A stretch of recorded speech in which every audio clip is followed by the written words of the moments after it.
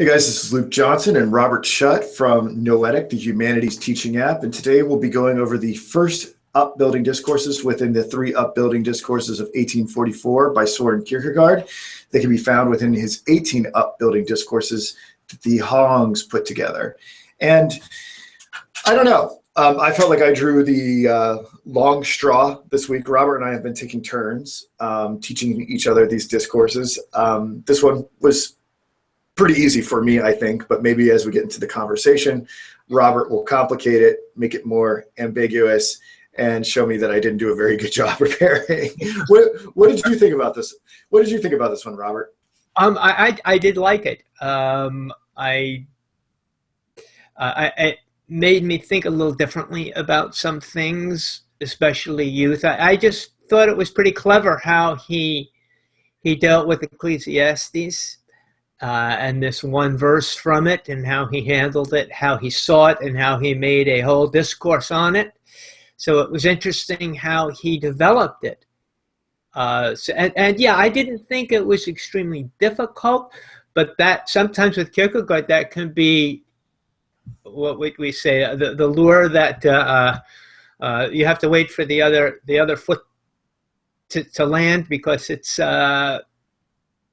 sometimes he embeds certain things into the simplicity that you don't get to see too quickly. So we'll see between the two of us. Hopefully we can uncover any of those little hidden wisdom that he has in his work. Yeah, maybe deceptively simple. Yes. I will have to say, given everything else that we've done, I felt like it was nice to be rewarded with a discourse that was so lucid. And not unlike the other discourses that Soren has included within these 18 Upbuilding Discourses, this one again is dedicated to his father. And he goes into this refrain where he doesn't have the authority to be a preacher or a teacher, and that he's really primarily concerned with addressing the individual reader, the seeker, and he's totally unconcerned with everything else. He's interested in getting to Luke Johnson, to Robert Schut, to anyone else who may feel like they're at this particular sort of crossroads in their life where Kierkegaard speaks to them. He's not sort of interested in transforming the world en masse or anything like that. In this particular discourse is called Think About Your Creator in the Days of Your Youth. And like Robert mentioned earlier, it comes from Ecclesiastes chapter 12, verse 1. And I'm just going to read that, and we might have to go back and reference it throughout the discourse. But that passage goes as follows. Remember now thy Creator in the days of thy youth, while the evil days come not, nor the years draw nigh, when thou shalt say, I have no pleasure in them. We could probably do a line-by-line breakdown of that. I thought that was pretty interesting. I think maybe we should do a little bit of background to Ecclesiastes, and I wanted to ask Robert about this, since he's got training in biblical scholarship. I had to look this up, but Ecclesiastes is apparently written from the point of view of an aged King Solomon. Someone who knew something about dominion and wisdom. And what else, and what's sort of interesting, at least in the resources that I looked up on Wikipedia, is that there is some concern that King Solomon himself may not have written this, that this may be actually a authorial composite. I don't know if you have any particular horse in that race, if you care, or if you do actually think King Solomon penned this. So that's one question. And I wanted to ask Robert and get him to weigh in on that. The other is that Kierkegaard does something very interesting throughout this discourse, and I've seen him do it in a couple other places, is that he'll use passages from wisdom or the Book of Wisdom. And I grew up a Methodist Protestant, and I never encountered the Book of Wisdom. And I had to look that up, and apparently that's still something that within some Catholic circles is considered kind of a secondary biblical source, and in some Jewish circles, I believe it's still validated. But for most Protestants, it's considered an apocryphal text. And what I found interesting about Wisdom, which is supposedly also authored by Solomon or the composite, is that Kierkegaard is a Protestant, and he has no problem drawing on the Book of Wisdom to kind of make his case in this discourse. So before we get into the text, I kind of wanted maybe to ask Robert what he thought about the author of Solomon and why Kierkegaard might be entitled to use some of those authorial writings of Solomon in the Book of Wisdom when Protestants in general don't accept the Book of Wisdom?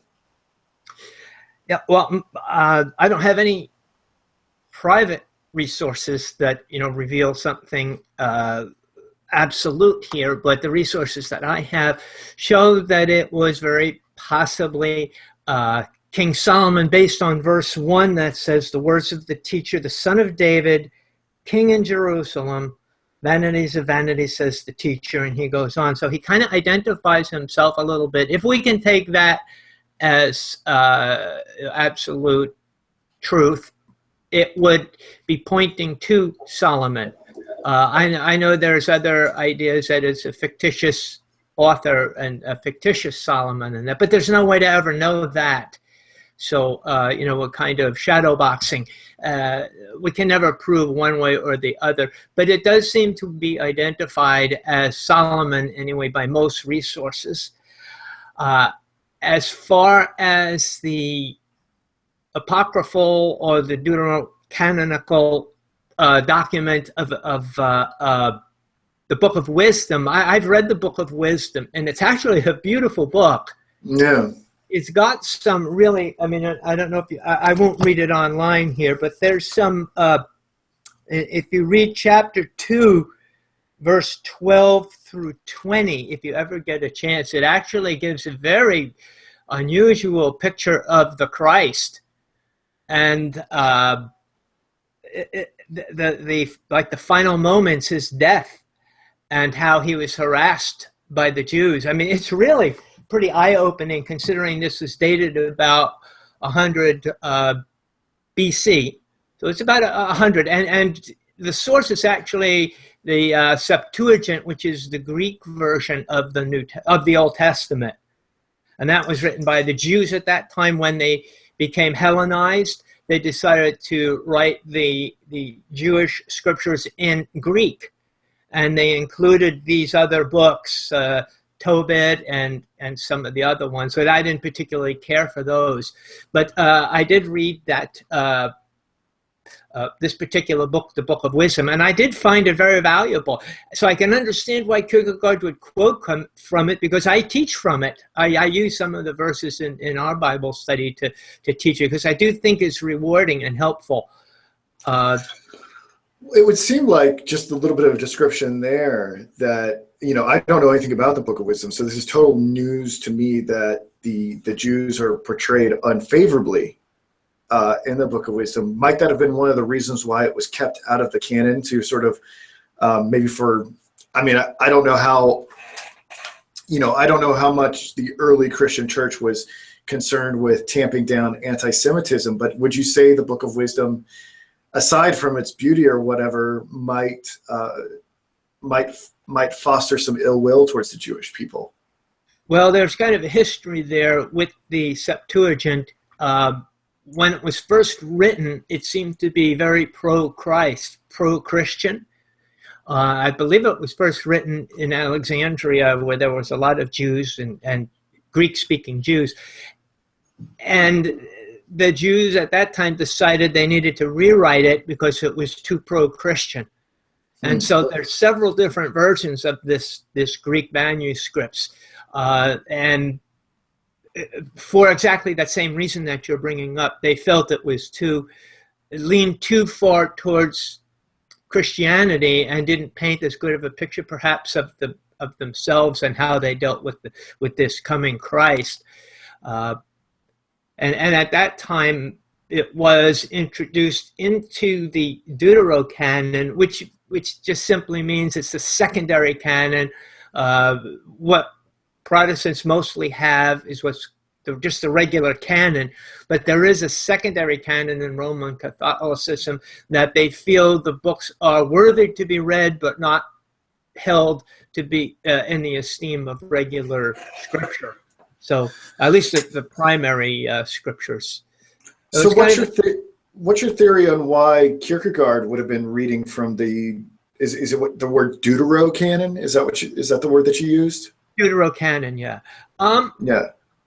I think that Kierkegaard was open-minded. I think I don't want to say that, anywhere that I'm walking in his shoes, but I think anybody who is really open and they want information, they want to learn, what did the Jews think? What were the writings going on during the first century and prior to the first century leading up to the Christ? I think anybody like that would want to read at least a little bit of those works to see, we have where the Jews were, hundreds of years prior to that, where they end in Malachi. But what happens between that period of time? So it's kind of historically tantalizing to say what were the writings that were going on during that time. And that's where we have the Maccabees. You've heard of the Maccabees. They're included in this. So we can get a little bit more insight, a little bit more history of the Bible in between the testaments, so to speak. Not that we take it as, okay, this is absolute truth and so forth, because some of them are a little bit strange, and you kind of know when you're reading it, this is fictional. But there's still, even in history, you can read fiction and learn something from it. And so, yeah, I think Kierkegaard was open-minded, and he wasn't worried about, well, what are the other Protestants going to think of me if I quote from the Book of Wisdom? He was too much of an individual to worry about that, in my opinion. So I think the follow-up question I would have is, so I think this is all great historical background. And I think one of the things that you said earlier, and we've kind of entered into this digression of the authenticity of certain biblical texts and what's in this canon and Deuterocanon and what's valuable and what's not. Something that Solomon's status is contentious amongst biblical scholars, and you alluded to it not really mattering. We can't really decide it one way or the other. How do you, I guess just in general, you don't have to have a fully articulated theory of the Bible. Does it matter to you if there was a king named Solomon that directly penned this, or if it was a work sort of passed down and maybe some person decided to put it to paper, or if there were a number of individuals working for it? Does that change the significance of these words for you at all? That's really a great question, and I think each one of us needs to wrestle with that. In my earlier days of my faith, it was extremely important to me. I wanted some historical foundation to say, okay, now I know these books were written by Paul, absolutely, and now I can trust them. And these books were written by John, and now we know which John, and we got it, all locked in, and that was important to me. But as my faith grew and I began to see truth at a higher level, I think, anyway, at a spiritual level, that kind of stuff faded into the background. Now I read works for the value of the works. It doesn't make any difference who wrote Genesis. I read it, and it's beautiful, and I love it, and I get a lot of spiritual satisfaction and confidence from reading it, as I do the books of the New Testament. In the background, I know it's a little bit important. It's kind of important. We just don't want to grab a book to have somebody say, oh, I found this book buried in my backyard and it was delivered by an angel, so it's got to be the word of God. There's somewhere in between. We can't be gullible to believe that kind of stuff. So yeah, in my early days of faith, I wanted that kind of a structure. So I knew, okay, the Bible is really the Word of God, and now I can go on. But now I don't feel I really need all that. So it's kind of progressive. I don't know whether does that help at all? Does that make any sense? Or does it sound more like I'm just kind of wimping out on the authorship? No. I think I share your perspective. And what's really interesting is that I think that individuals who may not share our theological commitments would share sort of our interpretive lens in some extent. I've been doing a lot of critical theory, studying Roland Barthes and Michel Foucault and now Derrida, and how much of an emphasis they put on decentralizing the role of an author and just sort of confronting the text as a existential mode. There might be some really interesting research that can be done there. But I digress. If anyone's interested in that, you can check out the other seminars that we have on the Noetic app. I also think, on this particular question, I don't know where we'll go after we finish doing the 18 Upbuilding Discourses, but the book of Adler has always been something that's intrigued me. Kierkegaard's treatment of the book of Adler. I don't know if you know anything about that particular. Yeah. So Kierkegaard was confronted with a situation where there was a semi-high ranking religious official in Copenhagen who, I don't know what the situation was. He had some visions and was told, I think something to the effect of told that like Hegelian dialectics had sort of were like true. God had like endorsed them, and like that they were this key to unlock a lot of biblical secrets. And Adler, Kierkegaard didn't know what to do because this contemporary person was claiming to having this this direct relationship to God, but that seemed to be at odds with how we think about how God reveals himself over the course of history.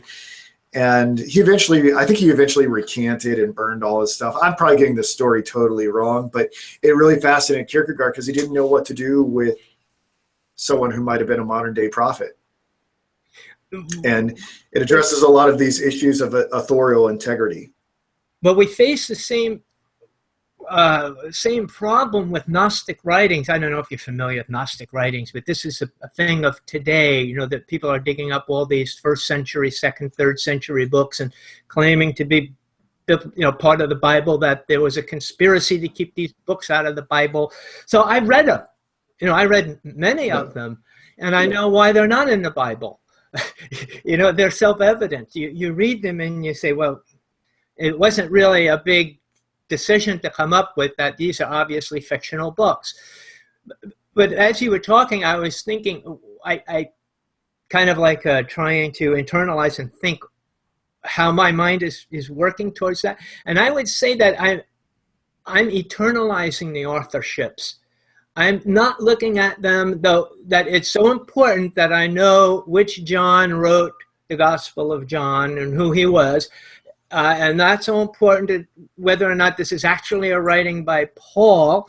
But more or less, as I read them and I say, what can God teach me through these books? So I'm kind of looking a little higher and saying, God is trying to communicate to me. And if he wants to communicate to me through the Gnostic authors, that's fine too. But so far, he hasn't.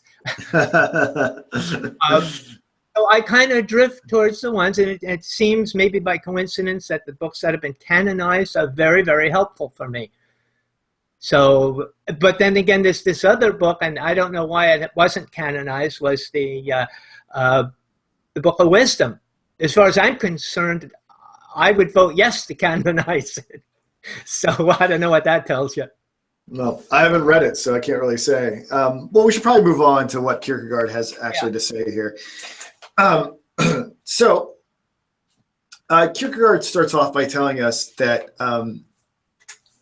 there's a type of truth that's totally indifferent to the individual's acceptance and discovery of it, and that the true sage has grasped this indifference. Now, what I saw him as saying here at the beginning of this discourse was kind of setting up this dichotomy between what I understand to be objective truth and subjective truth in his authorship, and the true sage being kind of Socrates, who sort of empties out and sort of shows that nothing that we understand to be objective is really there, and that him being sort of this first sort of existential sage where we look for a truth within. And that's kind of how I see that. And instead of calling it subjective truth, he talks about how there are these truths, not like mathematical a priori or scientific truths or something like that, but there are these truths that are concerned with us, not unlike this passage from Ecclesiastes. Remember now thy Creator in the days of thy youth, while the evil days come not, nor the years draw nigh, when thou shalt say, I have no pleasure in them. He says on page 233, they are not indifferent to the single individual's particular condition, whether he is young or old, happy or dejected, because this determines for them where there are to be truths for him. Whereas a mathematical proposition or the law of gravity or something like that is completely indifferent to whether or not the individual accepts them. You can deny gravity. You're still going to go splat if you jump off a building or something like that, right? Doesn't really care what you think. But these subjective truths, and maybe ultimately epitomized in the incarnation, the ultimate subjective truth is desperately concerned with individuals and winning individuals over. It very much is predicated on winning the individual towards acceptance. So much so that when one propounds the truth, that truth sort of becomes integrated into their being. When you and I make these professions of Christ or whatever, there is sort of a weaving of ourselves into that relationship with Christ. Okay, so that's kind of how I understood a lot of the setup for this, right? So we're going to be largely talking about truths that are concerned with the individual. And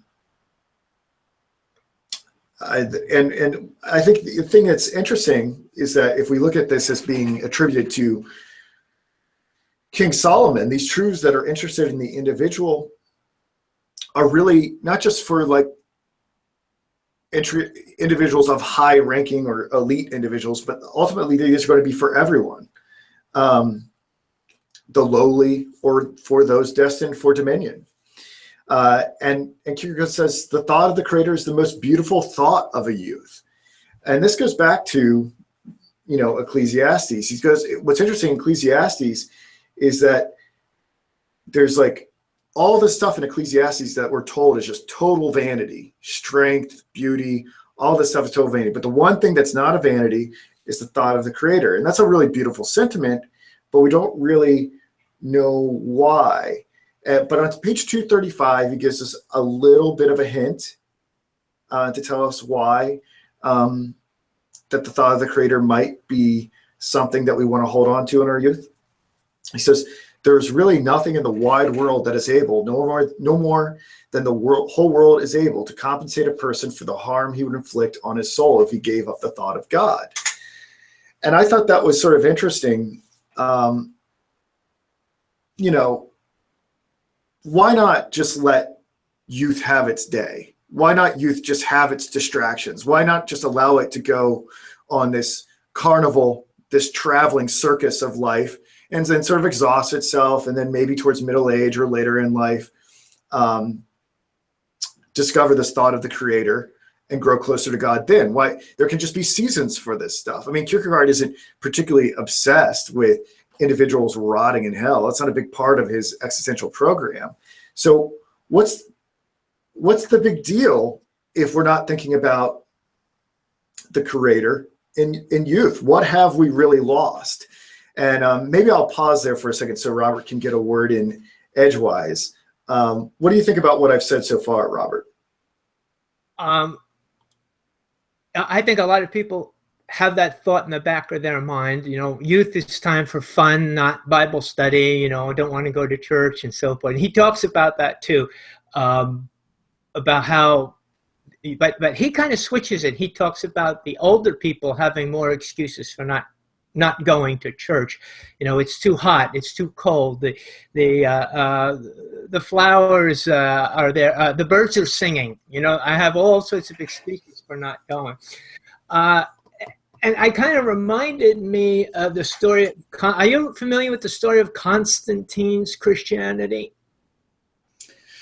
You know what? I've heard so many different angles on it. Why don't you tell me your angle? Okay, well, Constantine, of course, is the big Roman emperor who became a Christian and Christianized the whole Roman Empire around him. But yet he didn't get baptized until he was on his deathbed. And the idea was he felt that he had to sin, apparently. In order to be a good emperor, he had to do things that were maybe a little bit on the sinful side. And then once he got baptized, he wasn't allowed to sin anymore. So he figured, well, I'll just put baptism off until the very end, and then I'll get baptized. So he committed some murders. He murdered his son by his one wife, and he murdered his present wife, Fausta, I guess, or Empress Fausta. in a bathtub. So he did some of these very unchristian things. I did not know that. Yeah, but he postponed his baptism, so it was like saying it's okay to do this stuff now because I'm the emperor, so I get a pass on it. But in my old age, right before I die, I'll get baptized so I can inherit the kingdom of heaven. So I saw a kind of a common point there that sometimes when we want to just push baptism off into the very end, when we're really, really old, and we can't sin anymore, that's when we should become Christians. Well, what's interesting is that, and there's a certain sort of plausible logic there, though no, we wouldn't want anybody going around murdering anybody. But I get the sense, like, I understand why people are interested in that sort of that deathbed confession. But Kierkegaard tells us on page 240, we're trying to figure out what we could conceivably lose if we prioritize the relationship with the Creator. And he says, on the other hand, if the discourse will also influence a single young person to prevent the painful after effects of being remiss, it presumably will enhance the significance of youth for him, even though the discourse with regard to authority only borrows its way. So there's this feeling of regret that the whole idea is that we have to prioritize the thought of the Creator as a youth in order to make sure that we don't somehow screw life up in some way. But it's not exactly clear at this particular moment, and it becomes, I think, a little clearer later on in the discourse, what the thing would be that we would regret, right? I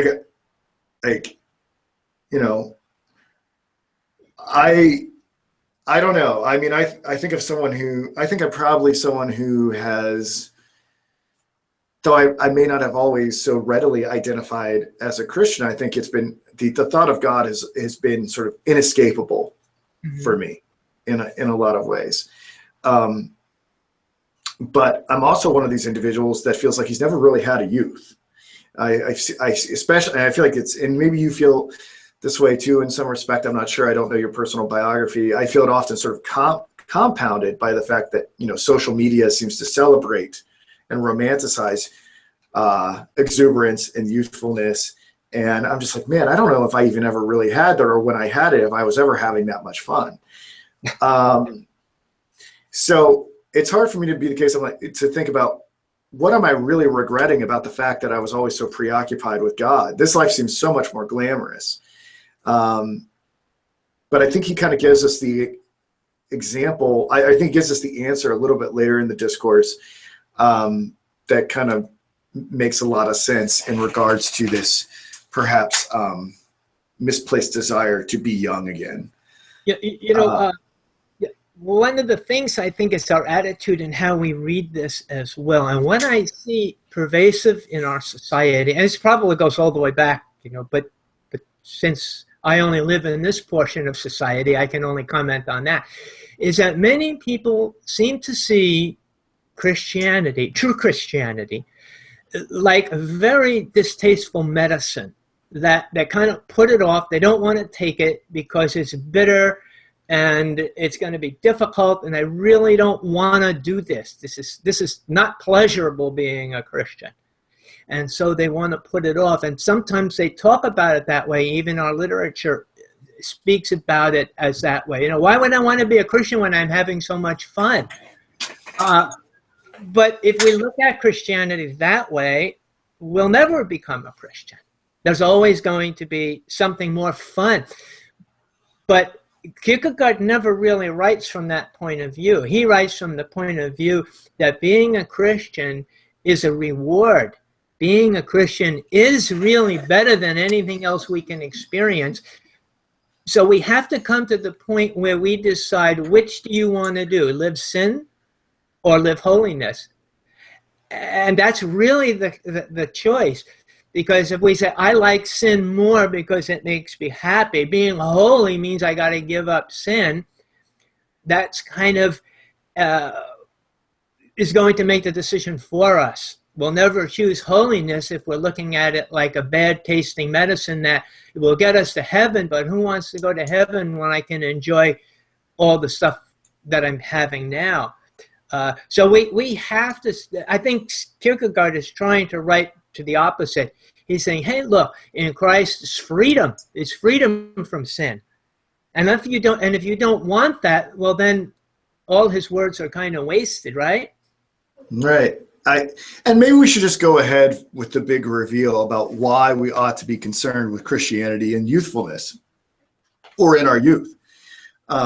Because so long as it's talked about in some sort of external reward in another life or whatever, you can still get away with this sort of deathbed confession. And so I'm going to skip a few pages and we'll talk about it. And then we can kind of weave into this whole, what I thought was the most fascinating part of the text, his claim that children are actually closer to God than adults, which I actually think is pretty wonderful. I thought that was, something that should be really celebrated here. But the idea, if you take kind of an afterlife out of the equation, the reason why you would be remiss or experience regret for not committing your life to Christ earlier is that we've talked about this throughout the last, 3, 4, 5 discourses about the nature of the soul, the psyche, the self, and all these different things, is that in order to remain sort of unified, we have to have built that cohesive relationship with the incarnation. He says on page 246, it is hard, people say, to separate those who are inwardly united, but how much harder it is when the Creator and youth's thought about the Creator are separated. Human language says very little of this concern, since not only their talk, but virtually language itself is so selfish that it talks only of their own affairs and very little of God's, whose concern the separation is. Page 246. So what I hear him saying there is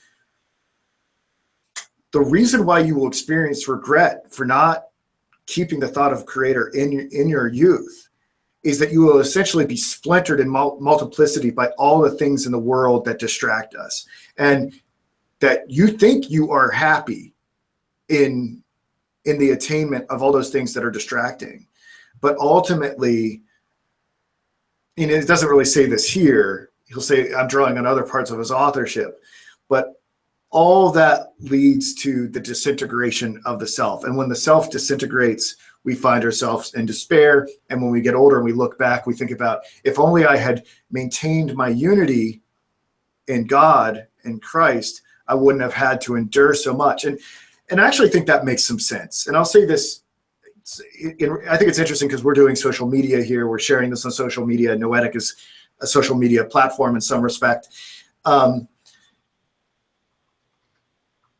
There's not much daylight between my real life and the life that I share on Facebook, right? Like, people ask me, hey, Luke, what have you been up to? I'm like, if you see my Facebook, that's what's going on. There's no difference. But I have a bunch of other friends who live these very glamorous lives where they're traveling all over the world, doing things that I don't have the time or money to do. And I find myself sort of pining for it a little bit. And every once in a while, they say to me, I wish I had your life. And I say to them, I wish I had yours. And they're like, dude, my life is an illusion. It's just Facebook. It's a carefully curated image. Whatever you're putting out there is the real thing. And I think that's interesting. I think there's something to be said for that, for all this quote unquote joy everyone is celebrating on social media. The truth of the matter is there might be widespread misery. It's just that we're curating an image of happiness and youth. What do you think about that? Totally agree. And that you and I are really the only happy people. Look how happy we are, Bob. No, I agree that Facebook, people just, not everybody, of course, but I think Facebook is a way maybe to people to cheer themselves up, to kind of write all the positive things that's happening in their lives and put a positive spin. Kind of like you ever get the Christmas cards where the people include like a biography of their whole year, telling them all the things that have happened. I don't think anybody would want to read my true letter about what's happened over my life this year. And, I think people hide a lot. And then we read their letters and we think, wow, their lives are so great and my life is just crap, compared to that. But you've got to understand they're not telling you everything. They're just telling you what they need to tell you, perhaps. And Yeah. Facebook, the same way, they're showing you the positive things. You're not seeing all the misery that's going on. And it brought me back. I wrote a little note for myself here. Kierkegaard's work, Purity of Heart is to Will One Thing, I think really hits the target of what we're talking about right here, about being double-minded or triple-minded or quadruple-minded. You have all these ideas just tearing you apart. And he's saying, focus on that one thing, that purity of heart. And so that's kind of pervasive in many of his other works as well. And this work as well, I think he's trying to focus us on that one idea, that they're trying to pull our soul together, into one soul.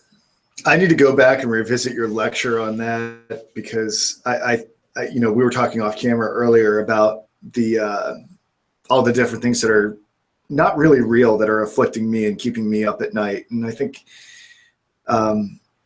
I need to figure out how to maintain that purity of heart. I think there's probably a lot there that would help me.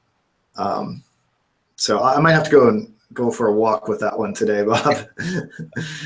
Okay. So look, I think that's kind of, I think we've kind of got the general thrust here. What I thought was really interesting, and it reminded me of Kierkegaard's work on the lilies of the field and the birds of the air. Have you read that one, or did you get a chance to see the discussion that CJ and I did on that? I think I watched the discussion. Yeah. That's a really wonderful work. It's actually one of my favorite Kierkegaardian works, and I think some of the ideas that are developed here are developed there as well.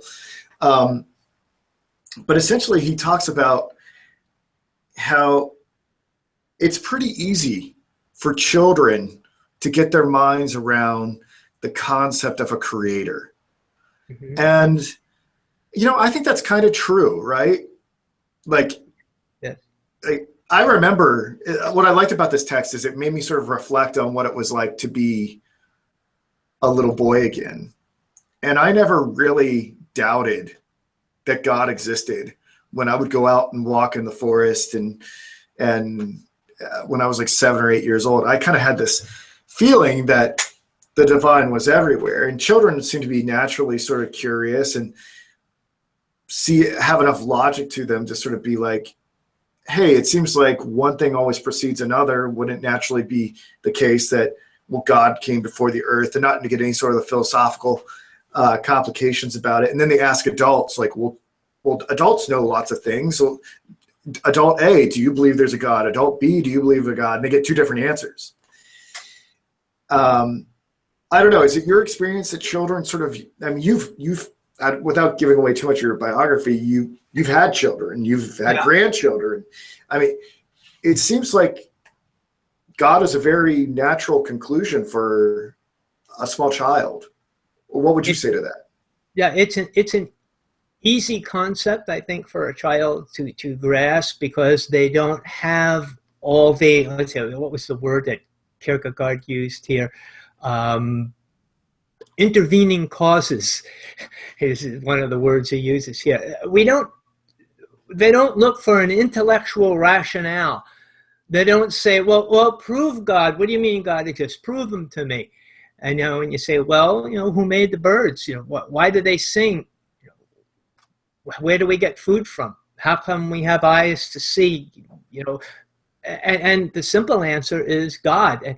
And they don't need to know any more. They're happy with that simple explanation. It's kind of a naivete and a simplicity. And we don't really need any more. And when we do get older and we demand all these other intervening answers, are we really any better off than the children? Do we really get an answer to the question that we can prove God? Does that really make us feel better about our faith if we can, give some what would I say, a complex answer that explains why there must be a God? We go to Descartes or something, like you were mentioning one time, and come up with a proof that there's a God. Does that really give us any more than a child who hears the birds singing and who's has plenty food to eat. He looks up at the sky and he sees the stars. He just wonders, that's beyond his concept to even grasp the idea of almost an endless universe where all these stars are out there. There's so many things that we can see that are very simple, that are much easier to grasp than some intellectual explanation for these things. So the older we get, though, the more we want that intellectual explanation, and the further we drift away from the simplicity of the obvious. Would you say that would be so? Yeah. What's interesting about what Kierkegaard is doing here is that, a lot of philosophers and quote unquote educated elites would be like, well, this conceptualization of God is child's play, right? Yeah. And they would say that in a sort of a derogatory sense of that word or phrase. And Kierkegaard goes, you're totally right. It is child's play. But way that Kierkegaard imbues a totally different hue to the significance of child's play. He's like, that's how we ought to be, right? Like, does Jesus not say to us that we ought to be like little children, right? And it's not that we should be anti-intellectual or irrational or something like that, but we should have that sort of trusting, abiding faith that there is sort of a father that takes care of us there. And I think the question is, how do we get away from that, right? You spoke of these intervening factors. The way that I understood it, right, was that, we turn to these philosophical systems, right? Well, we turn to Aristotle or Plato or Descartes or Hegel, whoever.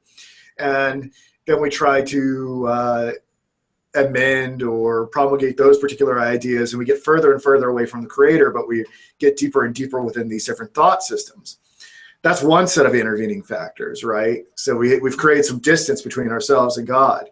And then there's like human ambition. Children don't have ambition, right? Children aren't like, I'm going to be CEO of a intellectual teaching platform, social media thing. Children, like, I don't know. Children want to play, children want to do puzzles and pet goats and things like that. They don't desire honorifics. They don't want to be Dr. Luke Johnson. They don't want to be CEO Luke Johnson,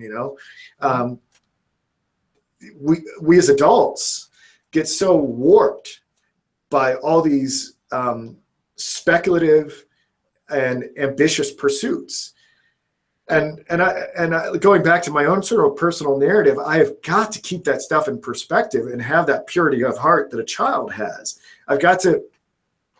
All of those things may come, but I've got to constantly come before God and just try to keep that childlike presence before him. Mm-hmm. I have no shame in trying to become more childlike in that respect. Were there other intervening factors that you thought he mentioned here that maybe I didn't cover in my explanation? I just thought you did a fantastic job explaining all of that. I really think that was the highlight here of our podcast here, was just the last 5 minutes of your explanation.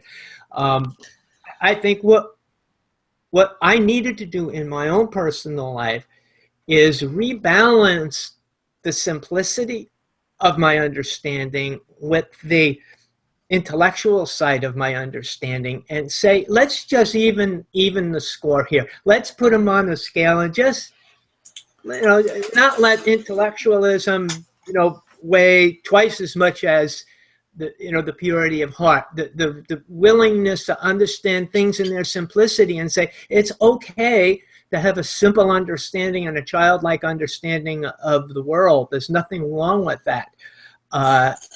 Rather than say, oh no, you have to understand atomic theory, and you have to understand all these things, or it doesn't count. If you can't give me a good scientific explanation of how the world was created, it doesn't count.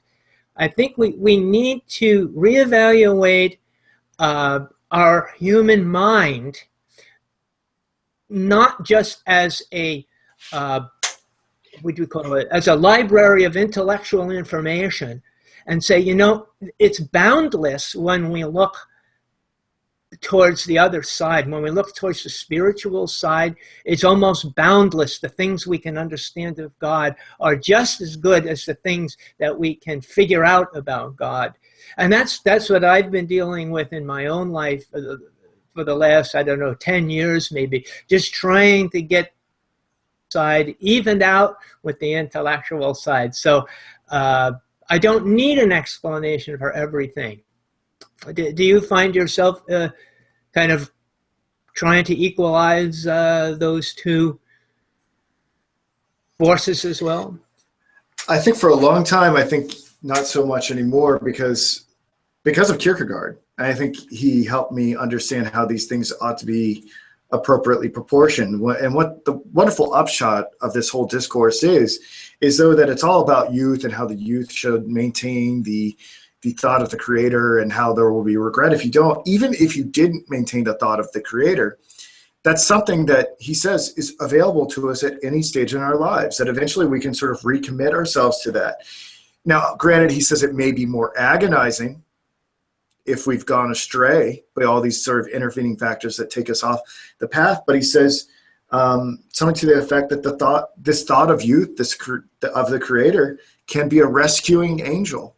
That it can be something that we can have at any stage of our life. I think one of the last, to paraphrase it or something like that, he says something to the effect of the thought of the creator can be the, I wish I had the book in front of me, but I made a little video about it. I think you saw it on my Facebook page. Something about how it's the rosebud on the child's crown, and it's the most beautiful jewel of the bridegroom, and it's a glorious like death garment for the aged person, or something to that effect. Do you remember that passage? I remember you saying it. I don't know where it is in here. I don't see it on the page I'm open to, but yeah, I do remember. That was very nice, very beautiful. Yeah. I think it's actually the last paragraph of the entire discourse, but yeah. So I don't know. I really enjoyed this one. I'm doing Derrida. I was doing Derrida right now, so I appreciated what I at least perceived to be a simpler discourse to prepare for this week. Yeah, I wrote kind of a climax. Sometimes I look in here try to find a thesis statement here, and then a climax. Sometimes I just think that way. But I found what I thought was the climax of his book here. He says, the preacher who says, this is on page 248. The preacher who says, therefore, think about your creator in the days of your youth. Think about this for the sake of the retreat. And that I thought was him summing up his whole discourse here, that the value of it, thinking about these things, these simple things of God in your youth, is that when you get older, you find out the intellectual just doesn't satisfy you, and you kind of long to go back into your youth when you are happy, when you could understand things at a different level. And he says, not simply because it makes you young again, but because it brings you to that state of purity of heart, that state of oneness of mind, where now you see God as your creator, and that's all you really need. That's the kind of like the big thought that you now have in your head, and you don't need all these other little intellectual questions and answers. But that seems to be the climax for me anyway. That's what I pulled out of that. Well, I think what's interesting, and you sort of asked me this question, I don't think I appropriately answered it when you first put it to me, was, how I balance these things. And for me, I no longer look to philosophy to make my peace with God, right? I look to God to make my peace with God, right? I don't need these intervening demonstrations to make everything okay between me and my Heavenly Father.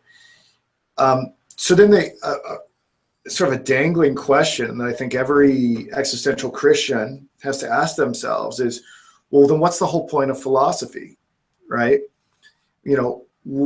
What's the good of it? Like, if Luke Johnson is just merely a Christian that enjoys philosophy, is philosophy, say, on the same level of my identity, or being a philosopher on the same level of my identity as being Luke Johnson, who happens to be a Christian who enjoys playing basketball? Like, is it just a neat little game that we're doing here, Robert, to pass the time while we're on Earth? Well, for me, how I would answer that is I would say, because of my philosophy, my study of philosophy and psychology, and those sciences, let me just say, all the intellectual world, I've come to an appreciation of knowledge, an appreciation of how God created me as an individual and gave me such capacities to understand those things. And in the sense, the Imago Dei, I'm in the image of God. Why? Not so that God can have a whole bunch of little gods running around, but so that I can appreciate God's intellect by understanding how deep his thinking must be, that I'm just a creature on the earth and I can have all these wondrous ideas. How much more wonderful is God who created me? So I think that even in philosophy, we can see area to reflect upon the intellect of God, to say how wonderful God is, that he's created me and given me such thoughts to be able to just, what would I say, peek behind the curtain just a little bit of eternity through my philosophy. So that's kind of how I see philosophy, as me peeking in that curtain. I don't see a whole lot, but I see enough to know that God's got a lot more than I do. Right. Well, I think we did a pretty good job covering it, and I look forward to seeing how the next discourse builds on this one. I guess that's your job. Hopefully, short. Hopefully, yeah. Is that going to be a shorter or longer for me? Well, it's I looked at it. It's 20 pages. Mine was 18. It really wasn't so much about the length. It seemed to just be that the concepts in this one were a little easier to get our heads around than, say, the ones on expectancy and patience and Yeah. So maybe he finally found his stylistic footing in 1844. Maybe he just suddenly became a better writer. Well, maybe it could be the more we read them, the more insightful we get, and maybe they appear to be simpler as we're going through them, because we're getting a little bit more familiar with his style. So maybe. I'll tell you this: I've read a lot of Kierkegaard, and it's not this straight linear line plot or whatever. It does loop-de-loops. Like there are some things that are absolutely lucid to me, and then there are others I'm just like, what is going on here? It's like a roller coaster ride, right? Yeah, it's more like that. It's more like a roller coaster ride than a straight shot trajectory. All right, man. Well, I'm going to bring this to a close and put it on the Noetic app, which everyone should download for the Droid and iPhone. And we'll get a lot more coming this week. And Robert and I'll just keep fighting our way through the 18 Upbuilding Discourses. Anything else you'd like to say, Robert? Just goodbye to everybody, and thanks for watching and listening. All right. Take care.